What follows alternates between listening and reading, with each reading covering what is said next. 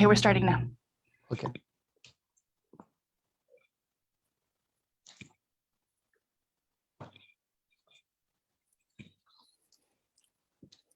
Xin kính chào quý vị, chào các bạn. Tôi là Tony Nguyễn, đang làm việc cho chương trình Ngày Móng Tay Lành Mạnh. Vào hôm nay thì chúng ta có một buổi nói chuyện đặc biệt Facebook Live với một cái nhân vật rất là đặc biệt, đó là bà Susan Theron.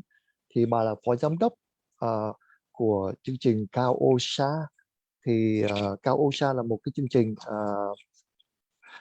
nếu quý vị ở Hoa Kỳ cũng đã biết, là một chương trình để giúp đỡ cho tất cả cơ quan quản lý về vấn đề an toàn và sức khỏe lao động cho tất cả những nhân viên, nói chung là ở California cũng như lên toàn quốc, là một cái cơ quan bất vụ lợi. Thì hôm nay chúng tôi có một buổi nói chuyện đặc biệt về cái vấn đề an toàn cho tất cả các anh chị em trong ngành nghề làm thẩm mỹ móng tay. Thì thưa quý vị, thì ngày 15 tháng 6 vừa qua thì California được lệnh mở cửa. Thì sau cái nạn dịch nó cũng kéo dài gần 1 năm rưỡi, thì tất cả các tiệm làm móng tay, các tiệm nhà hàng được mở cửa lại gần như là 100%.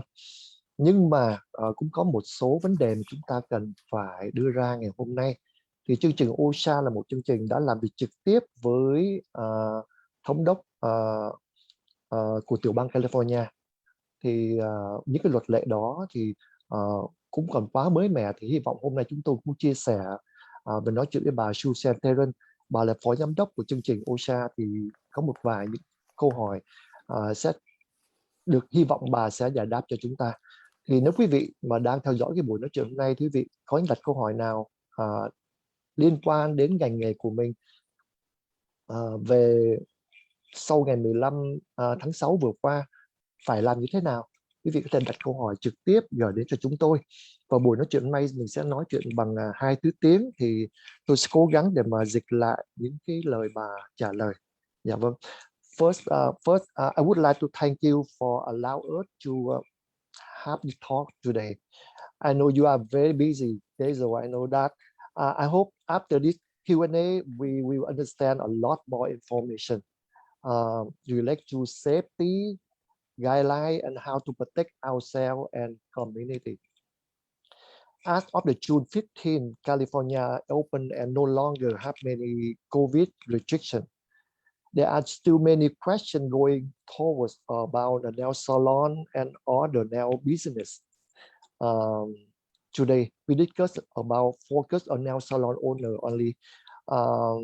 Nail workers are very close to contact to the customer. Many of them, the nail worker aren't sure, like, any precaution. They should continue to wear mask, gloves, sanitize, or even like the customer need to wear the mask. So thank you very much for to come today. Well, thank you so much for the invitation, and I'm very happy to be able to, hopefully be a good resource to help answer the questions. Thì bà cũng rất là hạnh có buổi nói chuyện hôm nay, và bà sẽ cố gắng để mà trả lời những câu hỏi. Thì the first question I want to know that before and after June 15, the OSHA with any requirement to the COVID-19 pandemic? Yes. Yes, so as you mentioned, June 15th was a California reopening. It is important to know that in California, we still have an emergency standard from CalOSHA, the agency that regulates and enforces health and safety standards, that has requirements for what employers have to do to protect workers. And go ahead. Dạ vâng. Bà nói thì cái câu hỏi chúng tôi đặt ra đó, thì ngày 15 tháng 6 vừa qua thì OSHA và tiểu bang có những luật lệ gì để thay đổi trước và sau ngày June 15 hay không? Thì bà nói là cái luật ngày 15 tháng 6 vừa qua thì có sự thay đổi rất là nhiều, nhưng mà nghĩa là con người được tự do nhiều hơn, nghĩa là nhưng riêng chương trình Osha là một chương trình đặc biệt giúp đỡ trực tiếp đến các nhân viên, thì vẫn có những luật lệ để mà giúp đỡ cho các nhân viên có thể giữ đảm bảo về vấn đề sức khỏe cho chính mình. Yeah. Yes. And so, but on June 17th, actually, there were some changes approved to this CalOSHA standard. And I'm going to just highlight a few of the changes in sort of big picture terms. So for example, the spacing, keeping distance of 6 feet and having partitions is not required anymore in most cases, unless there were to be outbreaks at the work site. Now, an employer can still choose to have those in place if they think that is most protective for their employees, but it's not a requirement. Thì bà nói đúng ra là cái luật đó được áp dụng vào tháng 6 ngày 17. Thì cái luật đó được đổi thay như thế này là tất cả những cái người bác sĩ, những người làm việc không có phải ở 6 feet apart nữa, là không phải cách sau 6 feet nữa. Nhưng cũng có một số những cái cơ quan hay là những cái tiệm họ cũng vẫn cố gắng để giữ cái khoảng cách là 6 feet để đảm bảo. Okay. And another change has to do with face coverings. And this also is related to an employer knowing what the vaccination status is of the employees, of the workers. And so employers now do have to document and assess what the workers' vaccination status is for COVID-19. Thì Susan cũng có nói là hiện bây giờ vẫn có một số những cái cơ quan vẫn đòi hỏi là vẫn phải đeo khẩu trang, vẫn phải đeo mặt nạ, và họ cũng đôi khi họ cũng phải cần biết về những nhân viên của mình là đã được tiêm chích ngừa chưa. Okay. So let's start with workers who are fully vaccinated, and that means it's been at least 2 weeks since after their last dose of their vaccine. Workers who are fully vaccinated are not required to wear face coverings at work. They can if they want to. Cái luật nó thay đổi sau cái ngày July 15 và 17 đó, thì là tất cả các nhân viên làm việc nếu mà họ đã tiêm chủng ngừa COVID-19 rồi đó, thì họ không, sau 2 tuần lễ cái mũi thứ 2 thì họ không phải đeo khẩu trang trong khi làm việc. Nhưng nếu họ muốn đeo, đó là họ có quyền đeo. But if there's an outbreak at the work site, meaning if 3 or more workers were exposed and got, tested positive for COVID, or if there's a local health department order because of some changes in rates, then even vaccinated workers would be wearing face coverings. Và cũng nhắc lại là nếu trong một cái cơ quan hay là trong một cái tiệm nhà hàng, ví dụ như vậy, là một tiệm nail, nếu mà trong đó có một nhân viên mà bị nhiễm và bị bệnh về COVID-19, thì cái đó là theo luật định là bắt buộc tất cả những người làm việc chung đều phải đeo khẩu trang trong khi làm việc. Yeah. And so then for workers who are not vaccinated or are not yet fully vaccinated, they do have to wear face coverings at work. And because we know that the virus is in, very, very tiny particles in the air, N95 masks, which are the masks that have N95 on them, and NIOSH, the 2-strap respirators, really, are to be offered to workers upon request. So an unvaccinated worker can now ask their employer for an N95 to be able to work indoors. Những nhân viên nào mà không có chích chủng ngừa COVID-19 thì vẫn phải đeo khẩu trang thường xuyên trong khi làm việc. Và cái khẩu trang bây giờ là cái luật mới là phải đeo khẩu trang gọi là N95, N95. là một khẩu trang phải nói là được Bộ Y tế công nhận. À, cho nên đó là những cái tiêu chuẩn mới, là những cái nhân viên nào mà một lý do nào đó họ không có tiêm chủng vaccine thì họ phải đeo cái mask là N95, và họ có thể hỏi thẳng người chủ là tôi muốn có một cái mask mà N95, thì người chủ là phải cung cấp cho cái mask đó. So those are the main changes with the face coverings for workers. Another change in the revised standard has to do with disinfection. There is now much less emphasis on using disinfectants, but really just having a good cleaning protocol in place, unless there is a COVID case at the work site that could trigger using disinfectants. But for the most part, really having a good cleaning plan for COVID is good and complying with the ETS. Thì trong tất cả các tiệm nail bà Susan cũng muốn thông báo là chúng ta vẫn giữ những cái luật lệ là chúng ta phải rửa và thật là sạch.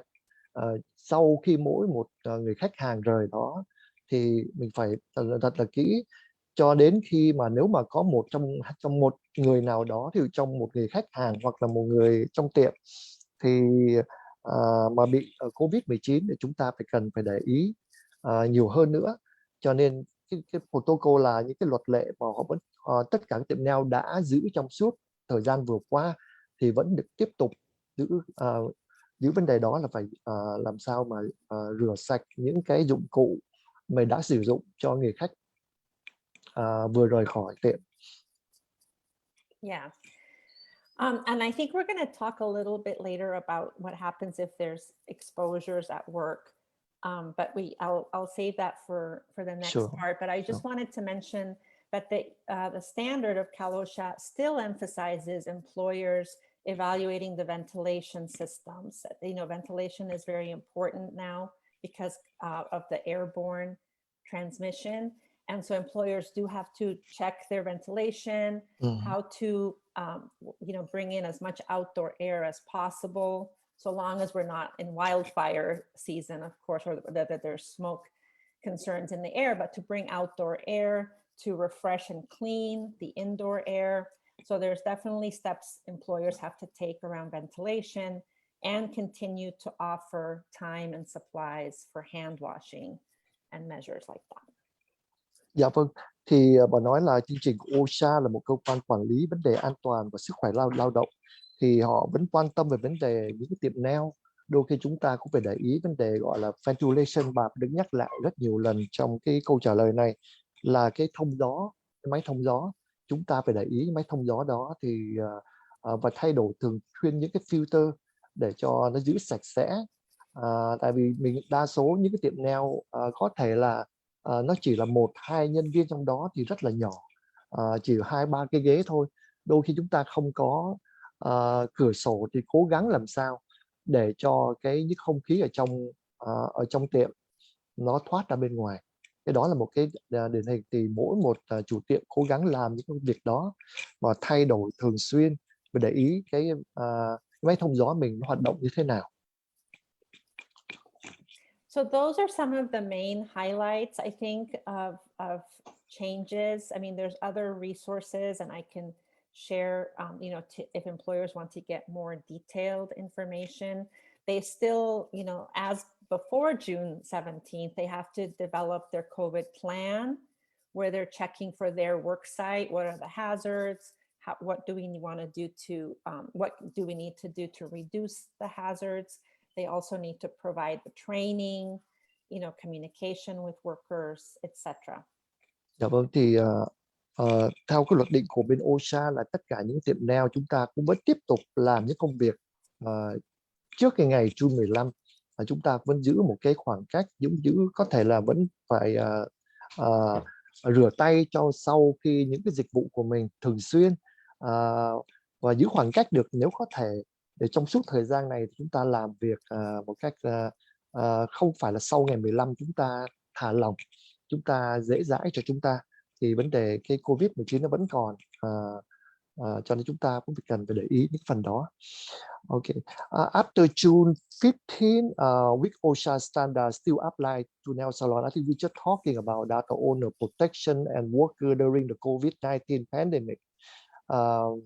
Does OSHA continue to require the employer to make the restroom and hand washing and available for the worker? I think we just talked about that too.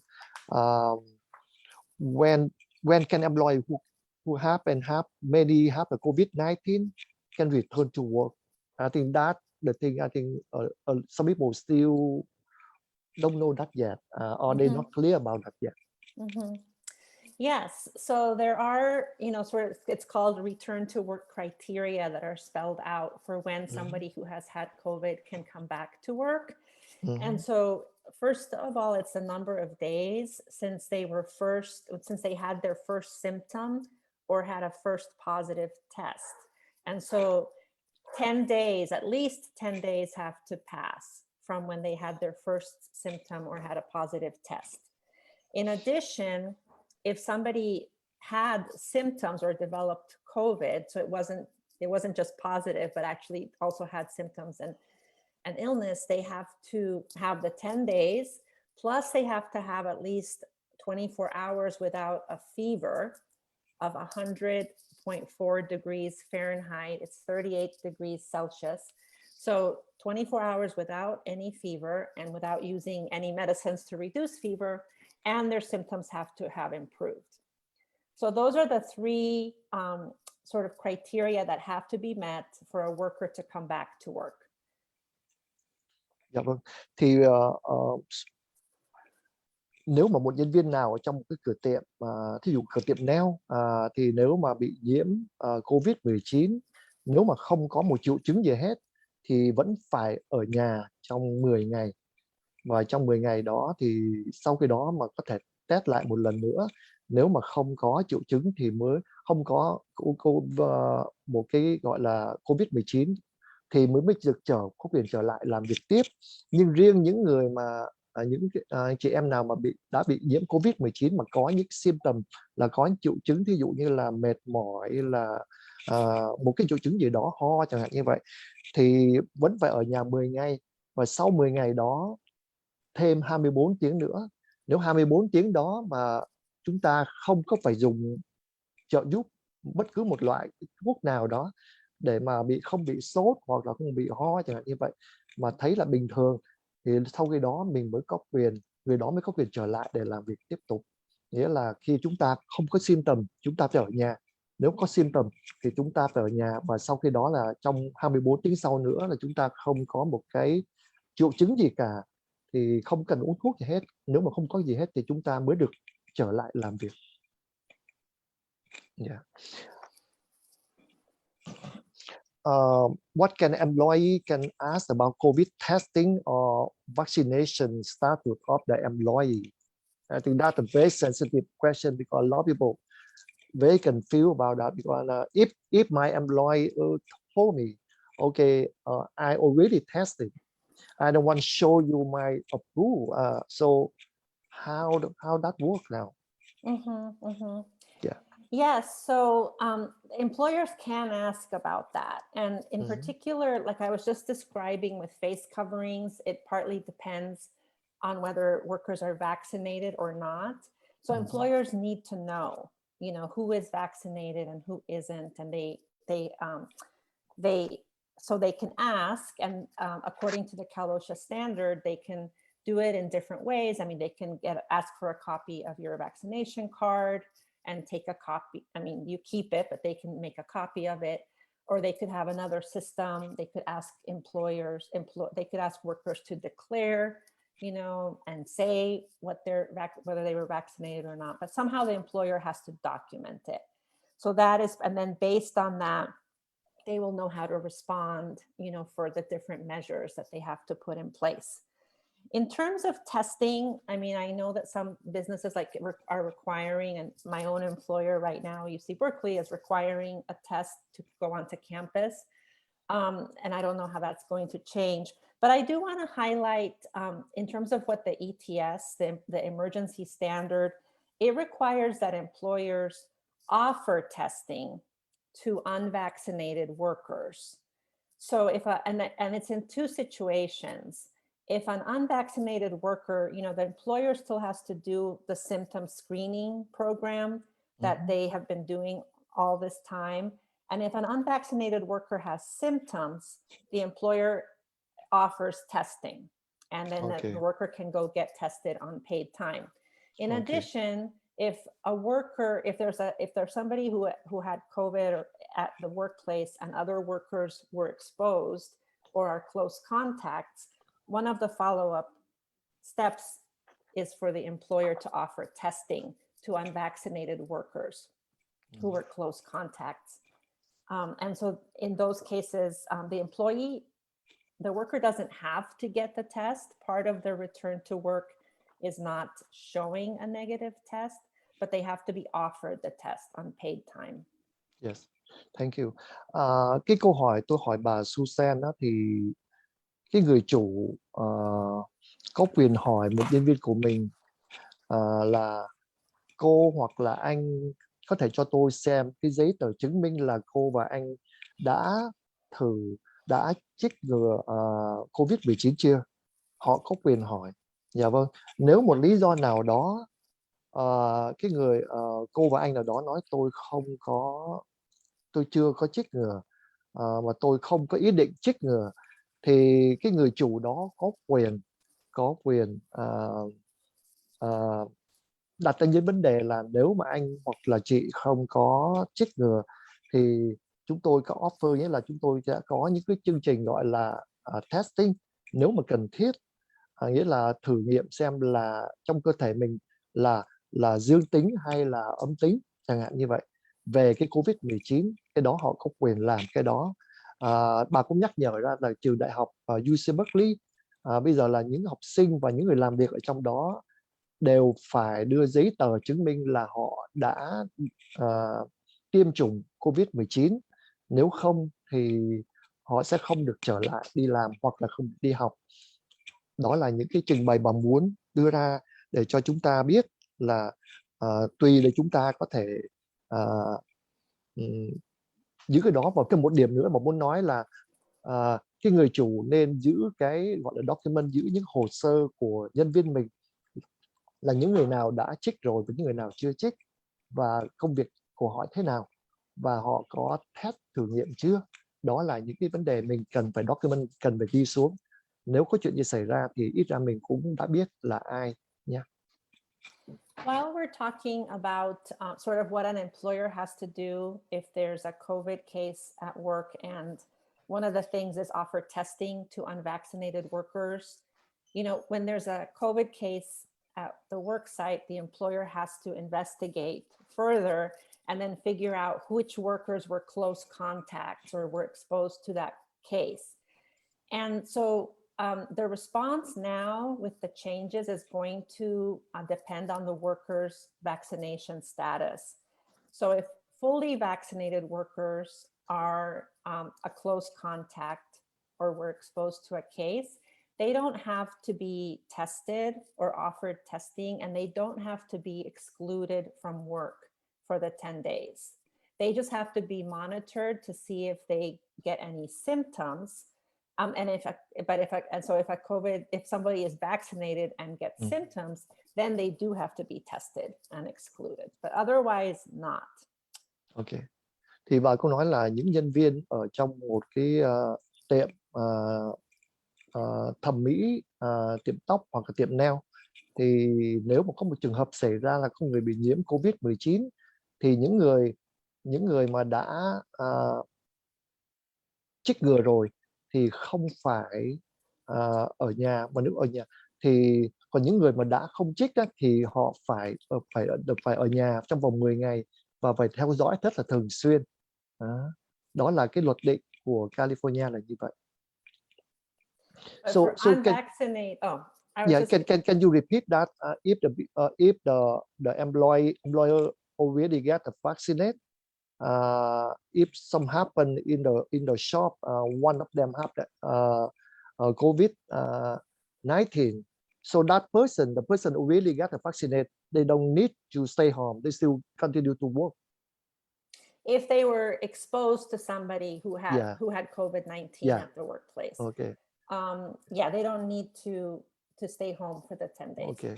Dạ vâng, thì But they need to just see that they don't have symptoms that develop. Yeah. But Thì unvaccinated, go ahead.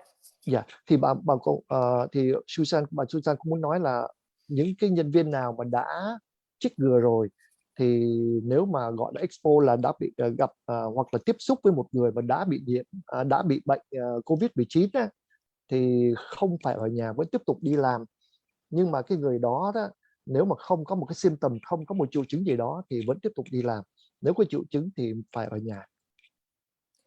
And then for the workers who are unvaccinated and were exposed and were close contacts at work, they do have to be, excluded for the minimum of the 10 days, and also offered testing, and they do get pay, for that exclusion, for that time that they're excluded.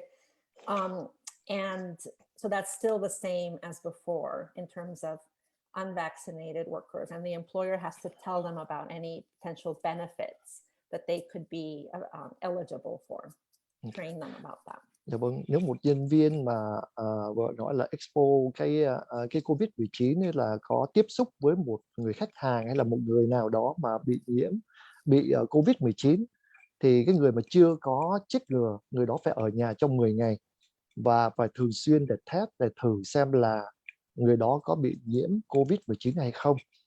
Như chúng tôi trình bày trước đây thì sau khi đó chương trình Osha cũng nhắc nhở là cái người mà employee, cái người mà làm việc mà bị nghĩa là chưa chích vaccine mà phải ở nhà 10 ngày thì chủ tiệm vẫn phải trả cái số tiền cho cái người nhân viên đó trong 10 ngày ở nhà.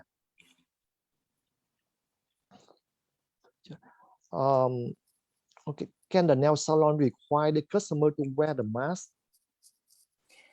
Yes. So, for the public, now we're talking about not the workers, right? So the public falls under the guidelines of the California Department of Public Health. And for a site like nail salons, it's depending on the customers. Mm-hmm. People who are unvaccinated always need to be wearing masks indoors. Mm-hmm. But the business can require everybody to wear masks, if they can. I have seen it as I have gone also, in different small shops. I've seen different signs and just businesses saying, we're asking everybody to wear masks, or, some have the unvaccinated customers have to wear masks, but you do have the right to ask all patrons to wear masks, or you're able to do that as a business. Ok, thì cái câu hỏi mà tôi muốn hỏi bà Susan đó là tất cả các tiệm nail có quyền hỏi hoặc nhắc nhở những cái khách hàng của mình là phải đeo khẩu trang, đeo mặt nạ. Thì bà nói yes, nghĩa là tất cả các tiệm nail có quyền hỏi, là có quyền nhắc nhở và có quyền thông báo. Cái thông báo này là tất cả các khách hàng vào trong tiệm phải đeo khẩu trang. Cái đó là cái quyền lợi của chính mình. Thì bà cũng đã chia sẻ là có rất nhiều những cái tiệm họ để những cái bảng ẩn trước cửa khi mà khách hàng bước vào thì có thể nhìn thấy cái bảng đó là require là phải wear the mask chẳng hạn như vậy.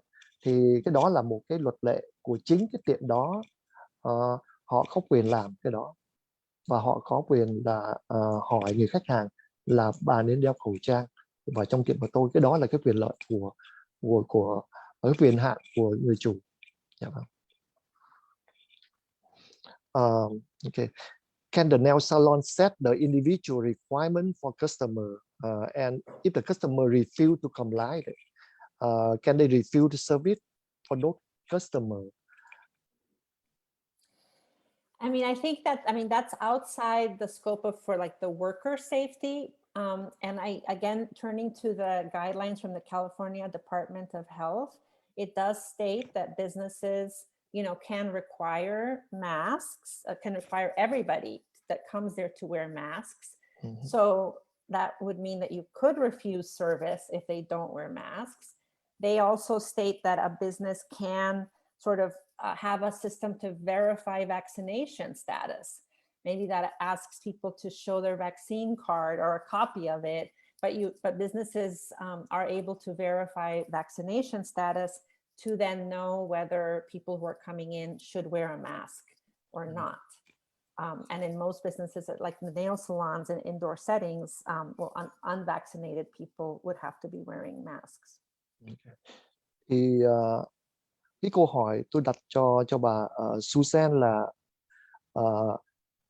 người chủ tiệm và những manager hoặc những người làm việc ở một tiệm nail có quyền hỏi người khách hàng về cái vấn đề nếu ông bà vô tiệm này ông bà đã chủng ngừa chưa, và nếu không chủng ngừa mà ông bà không có đeo khẩu trang thì có quyền cái người nghĩa là tiệm có quyền không tiếp họ, không có phục vụ cho họ.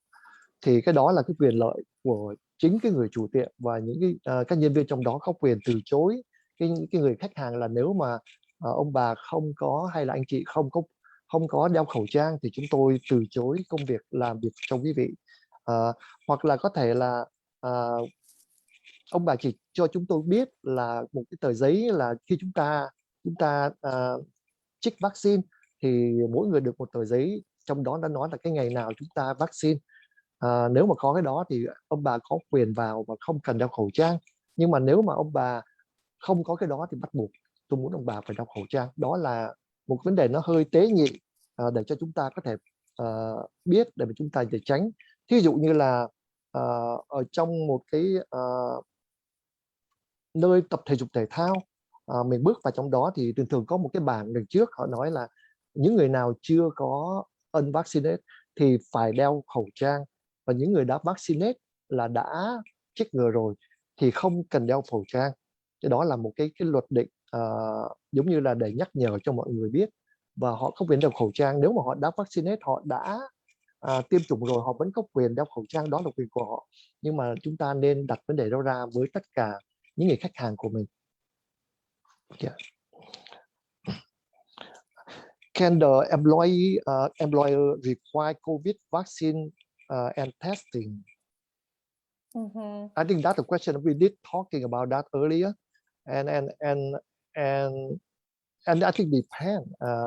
Like you said, it depend on the employer to really like to set the rule, like okay, everyone working in my shop need to get a vaccine, or they can say like okay, I get vaccine already, I get vaccinated already, but I don't want to show you the proof I did. So I think that's the question, like I think maybe you can repeat that one more time. Yeah. About like how we can deal with that situation. Yeah, and that's a tricky question. In the sense of legally, I think the agencies that have sort of oversee discrimination and concerns around that in the work site, which have stated that employers could require COVID vaccinations, as part of the plan. So legally, that could be a requirement. I think my employer, UC Berkeley, is requiring that once the vaccines are fully approved, unless somebody, of course, has a medical accommodation and can't get the vaccine, or has a sincerely held religious belief, there's accommodations. And I've also, though, know that there's concerns about mandates, right? And about requirements across the board, requirements like that, in addition from employers, not just from workers, and instead employers wanting to just really encourage the workers to get the vaccine, to offer access so they can easily get the vaccine, offer paid time to go get it, things that would really be encouraging someone to get it, as well as making it easier to get it in terms of time and schedule. Employers now, as part of the required training that they have to give workers, do have to talk about the benefits of vaccination and sort of how vaccination is an important tool to prevent and protect against COVID-19. So that is sort of the balance of what's legally able to do, what employers are able to do, and what employers are sort of choosing as their steps to do to get to, more vaccination, a higher vaccination rate in the workplace. Yeah. And in terms of showing proof of vaccination, employers can ask for it. We had talked before about how in the Kalosha standard, many decisions are made based on whether someone is vaccinated or not. So employers can ask for proof. If a worker were to refuse to answer or refuse to, provide proof, then the employer has to treat them as if they are unvaccinated. So in terms of any follow-up steps, it's just, okay, Suzanne didn't show me anything, and so it doesn't want to answer. She goes in the unvaccinated category. Okay. Cái câu hỏi tôi vừa đặt ra đó là những cái tiệm làm nail hoặc là những cái tiệm làm tóc, mình có thợ thì mình có quyền đặt ra vấn đề là mọi người phải thử nghiệm, phải chủng ngừa hay không, và có bị mang tính là kỳ thị hay là một lý do nào đó không. Thì bà nói cái đó là cái quyền lợi của cái người chủ, người manager của mỗi tiệm. Mình có quyền đòi hỏi những nhân viên của mình phải được chích ngừa COVID-19 hoặc là phải thử nghiệm thường xuyên nếu mà người đó chưa có chích ngừa. Cái đó là quyền lợi của chính cái người chủ, có quyền đòi hỏi nhân viên của mình làm những cái chuyện đó. Còn nếu mình đã chích ngừa thì mình có thể đòi hỏi xem là có thể cho tôi xem cái tờ giấy mà anh hoặc chị đã chích ngừa như thế nào, để chúng tôi coi, để mà chúng tôi document vào, nghĩa là chúng tôi ghi vào là ok, bà Susan, anh Tony, Nguyễn đã chích ngừa rồi chẳng hạn như vậy. Còn nếu như người nào mà refuse, nghĩa là nếu chúng ta có một người thợ mà họ không muốn đưa cho mình tờ giấy đó, họ nghĩa là một lý do nào đó, vì lý do sức khỏe, lý do về tôn giáo chẳng hạn như vậy, thì nếu họ không đưa cái bằng chứng ra là họ đã được chích vaccine, thì cái người manager đó, cái người chủ đó phải đối xử với người đó là người đó chưa có chích. Thì cái lý do người đó là vẫn phải tiếp tục đeo khẩu trang trong suốt cái thời gian ở trong tiệm, và đeo cái khẩu trang là gọi là N95 như chúng tôi đã đề cập trong cái phần trước, để mình phòng ngừa cho tất cả những người thợ và những người khách mà bước vô trong tiệm của mình. Còn những người nào, bà cũng nhắc nhở là tất cả những người chủ tiệm cũng nên dành thời gian để mình nói chuyện thường xuyên về cái lợi và cái hại. Cái lợi về cái để chích ngừa vaccine cho các nhân viên mình cùng biết, hoặc là mình dành thời gian trống, hoặc là mình có thể là ok, tôi sẽ cho cô Susan hoặc anh Tony 2 tiếng đồng hồ để mà đi chích vaccine hoặc đi thử nghiệm. Cái người chủ đó có thể là một cái điều hợp vẫn trả lương để cho họ có cơ hội họ đi, thay vì họ phải nghĩ là tôi phải làm, tôi không gì để tôi đi, thì cái người chủ có thể là ok, tôi sẽ cho cô 2 tiếng đồng hồ hay 3 tiếng đồng hồ để cô đi thử. Thì chúng tôi cũng vẫn rất là vui vẻ trong vấn đề đó. Đó là cái nhiệm vụ của người manager và người chủ của mình. I think we did talking about employer required to give time off to employee and COVID vaccine and testing. And I think the last question I want to ask about how can now salon owner and worker keep current with Osha requirement going forward? Yeah, I mean, I think there are resources and outreach being done. There's a statewide campaign that I know the Nail Salon Collaborative and us and many other organizations are part of. So there is that website, which maybe we can share, but Tony, the Safer at Work COVID-19 has information in different languages in terms of outreach and also for employers. An employer can also reach out to Kalosha consultation offices. Consultation provides technical assistance. They're not the enforcement arm of Kalosha, but they can help employers if they have questions. And the Kalosha website does have, short summaries. They are in English and Spanish right now, I think, are the two languages I've seen, but definitely in those websites, both for looking at the Kalosha COVID-19 website and the Safer at Work. And then, as things evolve, I mean, right now we have these revisions that are in place.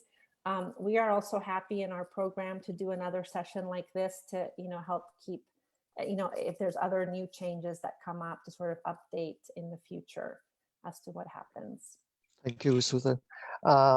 Thì bà Susan cũng muốn chia sẻ là chúng ta cái câu hỏi mà Tony vừa đặt cho bà là làm thế nào để các nhân viên và các chủ tiệm hoặc là manager làm việc trong một cái tiệm nail có thể mà có những thông tin mà nó chính xác và nó nhanh để chúng ta theo đó như thế nào.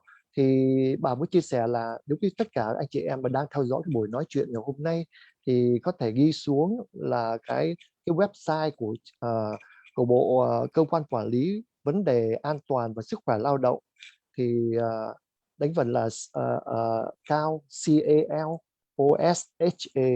Thì đó là một cái quý vị cho thấy một cái thông tin, một cái website của họ, thì quý vị trong đó nó có cả tiếng Việt. Quý vị có thể đọc những cái thông tin thường xuyên, họ update thường xuyên, chúng ta có thể tìm hiểu đó mà để mà áp dụng cho chính cái cơ sở mình đang phục vụ. Cái đó là một điểm mà chúng ta cần phải làm thường xuyên để mà xem là cái thông tin như thế nào. Và bà hy vọng bà sẽ trở lại một lần nữa trong thời gian tới để mình nói chuyện với chúng tôi, cũng như là chia sẻ những cái thông tin đến tất cả quý vị, tất cả anh chị em mà đang làm việc trong ngành nghề nail.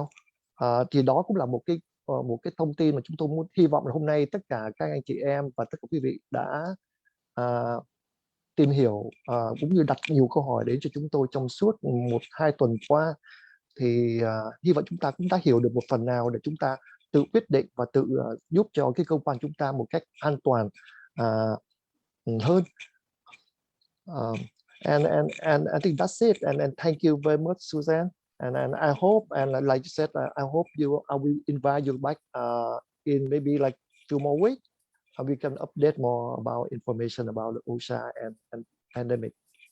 Yeah, thank you so much. And thank you for the interpretation as well, Tony, and for the invitation today. Okay, thank you, Suzanne.